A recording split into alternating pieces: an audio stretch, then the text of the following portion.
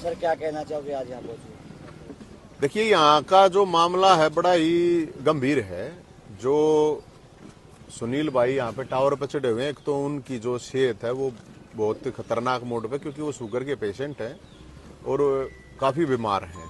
वो अपनी जान पे खेल रहे हैं, लेकिन वो जान पे खेल रहे हैं इसलिए कि यहाँ करीब 150 परिवार हैं, घर हैं जिनको तोड़ा जा रहा है, जो कि इस देश में किसी भी कानून में नहीं लिख रखा है। सुप्रीम कोर्ट ने भी कह रखी कि अगर आपको घर तोड़ना है या रास्ता निकालना है तो आप दूसरी जगह शिफ्ट पहले करो, लोगों के लिए दो। तो मैं तो ये कहना चाहूंगा कि ये यहाँ पे जो जमीन बता रहे हैं, यहाँ के लोग बता रहे हैं कि हुड्डा साहब ने तो डीलर बनकर ये जमीन बेच दी थी। अब क्या सीएम साहब, सैनी साहब बिल्डर बन रहे हैं भाई? क्योंकि घर तोड़ने का तो किसी को वो नहीं होना चाहिए। यहाँ जमीन इनको मेरे ख्याल में कितने दिए गए थे? 50 लाख टोटल, शुरू में 12.5 लाख रुपए मिले थे। अब यहाँ पे 40,000 रुपए, 45,000 रुपए गज सरकार बेच रही, नहीं की जमीन ले गए किसानों से लेके। दूसरी बात यहाँ की, मैंने एक वीडियो देखी थी कि विधायक जी नेम यहाँ पे मंदिर में नेम ठाया था ना भाई, ठाया था ना, ठाया था, वो नेम ठा रखा है कि भाई मैं घर नहीं गिरने दूंगी किसी, और इनकी तो डिमांड है कुछ नहीं है। तो मैडम विधायक जी है वो तो बतेरे पैसे वाली है, 5-7 किले जितनी भी जमीन की जगह है वो दे दे अपनी जगह पे। किसी का घर तोड़ना ये मेरे ख्याल में कोई वो नहीं। और ये जहां तक ये जो यूनिवर्सिटियों को, ये जो प्राइवेट उनको दे रखा है ना पूरा का पूरा यहाँ पे स्ट्रक्चर, मेरे ख्याल में आसपास के जितने भी गांव, करीब 2,500 एकड़ जमीन थी। मेरे ख्याल में सरकारी यूनिवर्सिटी ने छोड़, किसी में भी कोई एडमिशन वगैरह की कोई छूट है? नहीं। किसी भी तरह की कोई फैसिलिटी नहीं है। इन्हीं की जमीन पे बनी हुई जगह का कोई फायदा नहीं है। तो क्या करेंगे भाई ये लोग? सर आज मुख्यमंत्री से मिलने एक डेलीगेशन है वो गया हुआ है। मैं तो मुख्यमंत्री साहब से, सैनी साहब यही कहूंगा, इनके घर नहीं गिरने चाहिए। और दूसरी बात है, मुख्यमंत्री के ओएसडी साहब हैं वीरेंद्र सिंह बड़े खालसा जी।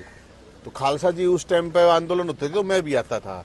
तो मैं खालसा जी को भी ये कहूंगा कि भाई थोड़ा आंदोलनकारी अपने आप का जो आत्मा है उसको जगाइए। आप सीएम साहब को बताइए और इन घरों को बचाइए। भरोसा है मुझे कि इनके घर नहीं गिरेंगे, और घर गिरेंगे तो ये गिरेंगे फिर कुरुक्षेत्र कोठी में सीएम साहब की मैं अपने भाषण का ठाक जाएंगे, बड़का ले जाएंगे कि कितने जाओगे, चंडीगढ़ आवेंगे।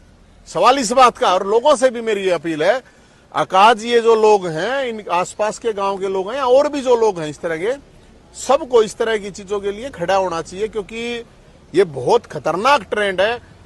50 साल पुराने है भाई साहब। ये जो स्कूल का वो ये तोड़ा है, ये तो कोई होटल रेस्टोरेंट तो था नहीं, कोई मॉल तो बन नहीं रहा, मंदिर तोड़ दिया, स्कूल तोड़ दिया। क्या मतलब है इस चीज का? तो कोई मतलब नहीं है। कौन सा रास्ता रुक रहा है भैया? तो कुछ रुक नहीं रहा ऐसा। तो सरकार को ये सोचना चाहिए, सीएम साहब को भी सोचना चाहिए। एक जन भावनाएं भी होती हैं कि भाई लोगों की, मतलब भाई एक बना रखा हो ना, अगर भाई बनाया ही न कब्जे के चक्कर में। 2005 से पहले के घर बने हुए हैं और ऑलरेडी जो बड़ खालसा गांव में एक, जब उस दौरान आंदोलन हुआ था तो वहां पे भी एक पॉलिसी लाई गई थी। उस पॉलिसी इस गांव में भी ला दो यार, वो कोई दूर थोड़ी है, बड़े नजदीक है, 1 किलोमीटर है जी। बताओ। तो वहां के लिए उसका है। तो मैं जो ओएसडी साहब हैं वीरेंद्र सिंह बड़ा खालसा जी, उनकी जिम्मेदारी और ज्यादा बढ़ जाती है। अगर ये मकान टूटेंगे ना तो आप समझो कि ये बहुत बड़ा पाप होगा। सर प्रदेश अध्यक्ष भी इसी इलाके से आते हैं, उन्होंने भी कोई सुधल नहीं ली है किसान की, इस पर आपकी क्या प्रतिक्रिया? सोता होगा भाई कि चुनाव थोड़ी है यार, अगर कोई आ जाएगा, चुनाव होता आ जाते कि नहीं सारे भाई? चुनाव होता ना तो सारे आड़े मनमाना आंगली भी कटवा लेते, अपना हाथ भी कटवा लेते, सारे काम कर लेते। अब चुनाव तो है नहीं, तो नेता क्या करेगा आड़ा आके? इसलिए नहीं आ रहे ना। सरकार के तो आदमी आना चाहिए, नहीं तो उनको कहना चाहिए कि भाई नहीं पढ़ने देंगे, एक भी ईंट नहीं, मतलब किस्सा भी डालते हैं, नहीं पढ़ने देंगे। तो मेरी ये रिक्वेस्ट है कि यहाँ वैसे ही लूटमार बहुत मची हुई है, वैसे ही लोगों की, किसानों को थोड़े थोड़े रुपये दे देगा, बका बका का जमीन लेके, और यहाँ करोड़ों करोड़ों रुपए में बेची जा रही है। बड़े बड़े लेवल पर बड़े बड़े नेताओं ने, सरकारों ने कमीशन खाए हैं। तो मैं सीएम साहब को यही कहना चाहूंगा, जो भूपेंद्र हुड्डा साहब को जब आप लोग डीलर कहते थे तो उन्होंने तो डीलरी कर ली। अब आप फिर डीलिंग के बाद आप बिल्डर बनना चाहते हो क्या? बिल्डर ना बने मुख्यमंत्री साहब, आपसे ये रिक्वेस्ट है। ये कुछ नहीं मांग रहे, इनकी कोई डिमांड नहीं है। मैं तो अब पूछ ही नहीं, इनकी डिमांड को ना कुछ, ये नहीं यार हमने कम दूसरी जगह दे दो कोई। अगर आप लोगों को इतने आगे कहीं अड़ रहे हैं तो दूसरी जगह जमीन दे दो। 40,000 रुपए गज दे रहे हैं, इन की ले रहे हैं 16,000 रुपये गज। तो ये सही नहीं है। सोनीपत में जो ये इस तरह की चीज हो रही है, मैं तो भाई इनके साथ तन मन धन से खड़ा हूं। और यहाँ मेरे ख्याल में ये भी नहीं है कि हर एक बिरादरी के मेरे ख्याल में 36 बिरादरी है जी, होंगे, है ना।